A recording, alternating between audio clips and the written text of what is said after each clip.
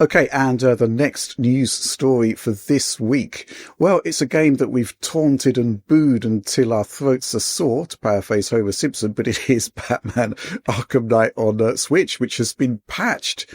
This kind of came out of the blue. We thought the game had been kind of written off a long, long time ago, but Oliver Mackenzie, making a special guest appearance, is going to be talking us through this one. Yeah. So obviously we had some substantial issues, I would say, with Arkham Knight on the original Switch version, which took a look back at about 2 years ago now. And we also had some issues, although less profound ones, perhaps, with the Switch 2 running Arkham Knight back earlier this year, which still had, inherited all the same issues as we saw on Switch 1, but it ran at a faster clip, although with certain performance problems of its own, unique performance problems of its own. So the game was patched, and the update basically says that they've added additional stability improvements to Batman Arkham Knight on Nintendo Switch, added additional stability improvements to Batman Arkham Knight on Switch 2 through backwards compatibility. So I presume those two changes probably there to prevent crashes. I did note some crashing behavior on Switch 1 back when I tested it a couple of years ago. Perhaps that's, to deal with those kinds of problems. But then the third point here is the most interesting. It says additional performance and visual improvements when playing the game undocked on Nintendo Switch 2 through backwards compatibility. That's kind of the interesting note here. So I did test this patch on Switch 2. And so the key question for me with this patch is, does it actually do anything meaningful to the game's visuals? Because obviously the patch notes are rather vague. So in docked mode, at least, it doesn't really seem to do anything to game's visuals beyond what we saw with the Switch 2 version back in June. Because when we look at the Switch 2 version and compare it to the Switch 1 version, they're basically the same in terms of visual settings, which was also the case back in June. And so we can see that basically all of the same lighting downgrades, asset downgrades, pop-in issues with destruction not working properly, it's all the exact same on Switch 2, albeit running at a faster clip on the Switch 2 because it's obviously got a higher performance level. There are some performance issues that are unique to Switch 2, like how the vehicle animation here appears to stutter as we go through the city. Maybe there's some underlying animation stutter there on Switch 1 potentially that we're just seeing now on Switch 2 because it's operating at a much more consistent clip. Or maybe it's some unique behavior that's being exposed because the Switch 2 is much faster than Switch 1. And if we look at resolution across Switch 1 and Switch 2, we can see here, like in this diner scene, if we look up at these lights here in the top right-hand corner, we can see that Switch 1 and Switch 2 have very similar aliasing patterns, if not even identical aliasing patterns. And they both count to about 810p. So it's still the same resolution on Switch 2 as Switch 1, same visual settings, same everything, as far as we can see, at least in docked mode here. But if we look at the handheld mode, then this is more interesting.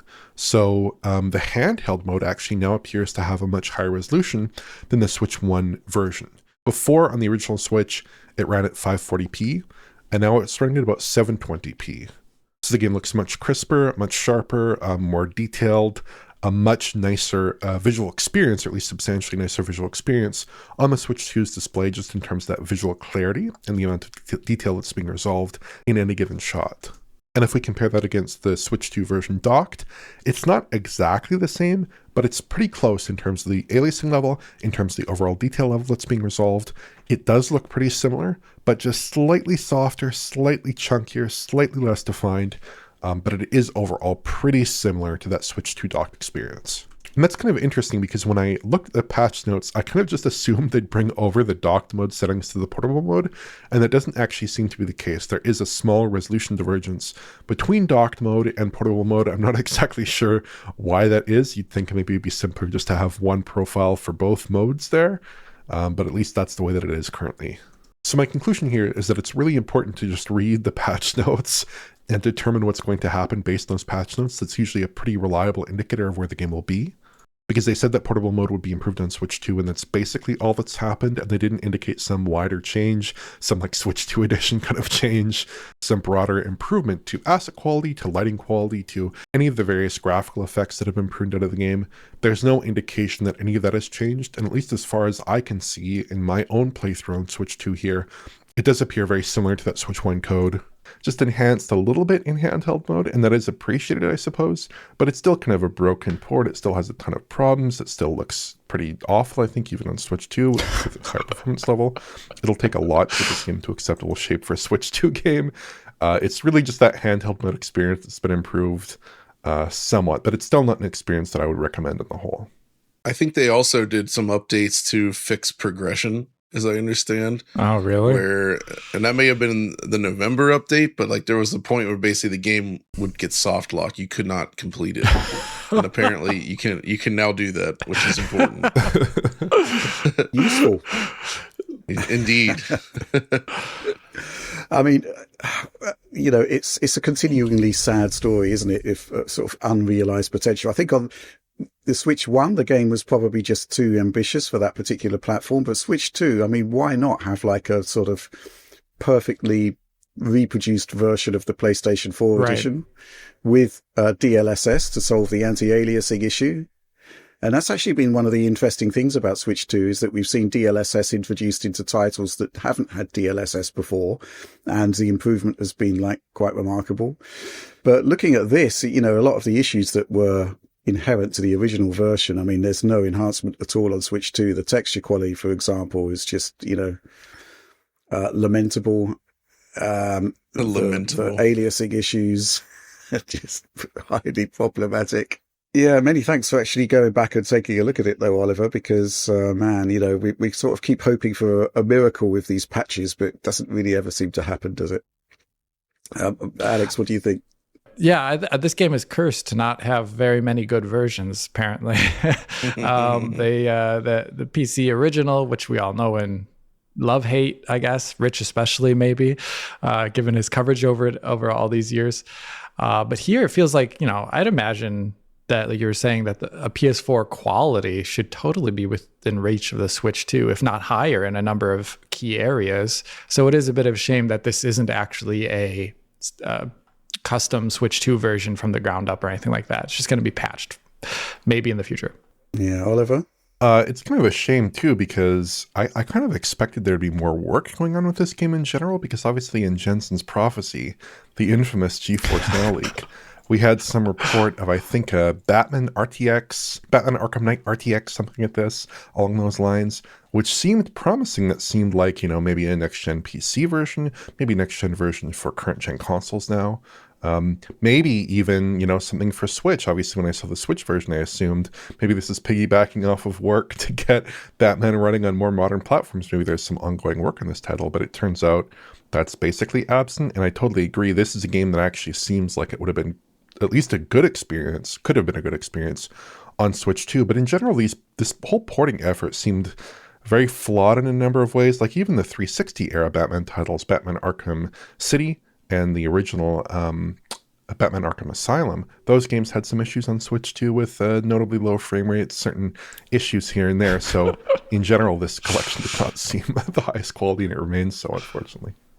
Yeah, crazy stuff there. I mean, Alex, animation errors on a Switch game. That might be a first. I'm really wondering why that is the case, because, on the PS4, it's just only a little bit problematic when you start driving the car, but animation error was never a thing there. And even on PC, that was never a thing. So that's custom work to make it worse, to say the least.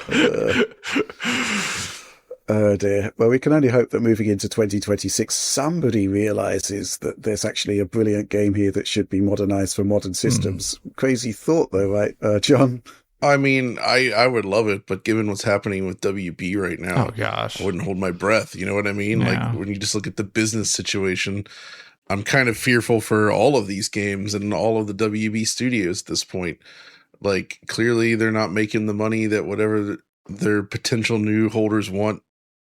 So I don't know, but I agree. I really think that this is a secretly amazing game that I think is very underrated. It was not as well received as the first two games from Rocksteady, but I actually think this is one of their bests. And the Batmobile stuff is super cool, and it's extremely cleverly integrated into the puzzle solving and design of the game, and it just looks cool. Like the Batmobile blasting around the city with all those effects and work. In play, it looks amazing, just not on Switch 2. But hey, at least the PC version is good now. Yeah, like, it plays awesome on PC. But so it's just interesting to see, like, and I know this is still backwards compatibility, but Oliver and I just did that FF7 video, right? And that's a UE4 game from the PS4 generation, one of the better looking ones, and it's amazingly great on Switch too. But of course, this is an Unreal Engine 3 game cranked up to the 11, and holy moly, it's still real bad. But again, backwards compatibility only. But still, it's an interesting swing to go from one of those to the other. Mm-hmm. Yeah, it's interesting you talk about the reputation of the game at launch, but I actually think over time it's kind of transformed into a sort of legacy game that people really enjoy and want to see again. Yeah. Any final thoughts there, Oliver? No, it's just kind of a shame that I think this game will never, I mean, I hope it at some point it gets the port it deserves. Because I think it's a terrific game, and it would look incredible with modern TAA integrated, DLSS integrated. Obviously, ray tracing would just be a dream in this game. Imagine this game with ray traced reflections. I mean, the game is constantly dripping wet, famously in Set at Night. So that would just look outstanding. But yeah, at the moment, the PC version is a good way to go. Last gen versions on backwards compatibility, I mean, PS4 is 1080p 30. I think Xbox One is 900p 30. Nothing to really write home about there. So I think this game deserves a second look for sure by a hopefully talented developer who can bring this game to modern platforms in a way that it's deserving of, I think. That's a fascinating dream, Oliver. The idea of augmenting ray tracing features into an Unreal Engine 3 game. Oh my god. It'd be difficult. Well, it was in Jensen's prophecy. Has it been done? Yes, they did it at some point, or started something. That was also with, didn't they have Bioshock RTX, and Mirror's Edge RTX was also in Jensen's prophecy. Oh, yeah. I hope it's true, but you know how things go. Well, thanks for joining us on this one, Oliver, and Happy New Year, and thanks for everything you've done for us this year. Likewise, thank you.